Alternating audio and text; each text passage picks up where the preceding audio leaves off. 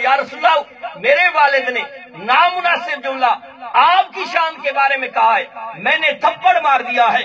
مصطفیٰ نے فرمایا لا تعود الیہ، اے صدیق ایسا نہیں کرنا۔ لیکن اس عاشق اکبر کا جواب تو سنیے، آج تک حدیث کی کتابوں کے اندر موجود ہے اور ہمیں عشق کا سبق دے رہا ہے کہ تم جو عاشق رسول بنتے ہو، سنو تمہارا عشق تب قبول ہوگا جب اس معیار پہ ہوگا۔ وہ کیا جواب ہے؟ سیدنا صدیق اکبر عرض کرتے ہیں والذی بعثک بالحق نبیا لو کان قریب منی سیفا لقتلتہ۔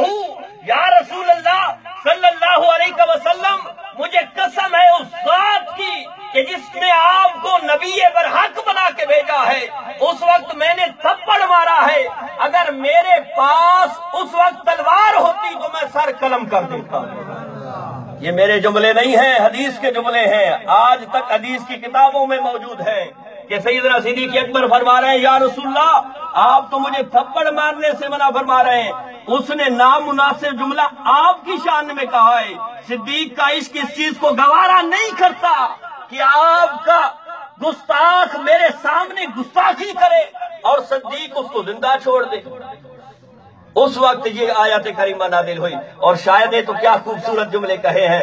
شاعر کہتا ہے زلف دیکھی ہے کہ نظروں نے گھٹا دیکھی ہے، زلف دیکھی ہے کہ نظروں نے گھٹا دیکھی ہے، لٹ گیا وہ جس نے محمد کی ادا دیکھی ہے۔ یہ شاعر کا جملہ ہے، لیکن میں اکثر یہاں کہتا ہوں کہ زلف دیکھی ہے یا کہ نظروں نے گھٹا دیکھی ہے، سنور گیا وہ جس نے محمد کی ادا دیکھی ہے۔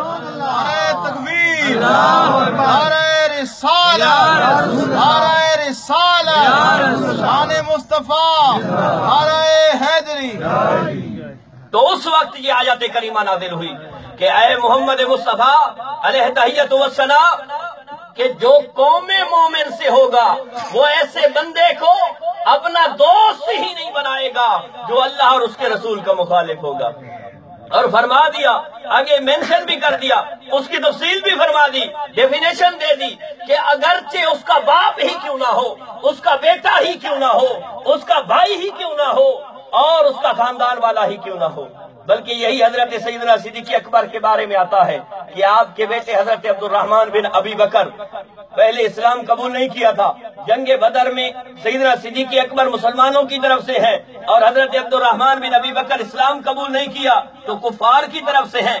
پھر اسلام جب قبول کیا، گھر میں بیٹھے ہوئے ہیں، ایک دن اپنے والد سیدنا صدیق اکبر سے کہنے لگے ابا جی جنگ بدر کے دن آپ میری تلوار کی زد میں کئی مرتبہ آ گئے لیکن میں نے والد سمجھ کے چھوڑ دیا۔ تو سیدنا صدیق اکبر کا جواب تو سنیے، اس عاشق کا جواب تو سنیے، اس نے اپنی محبتوں کا اظہار کیسے کیا ہے۔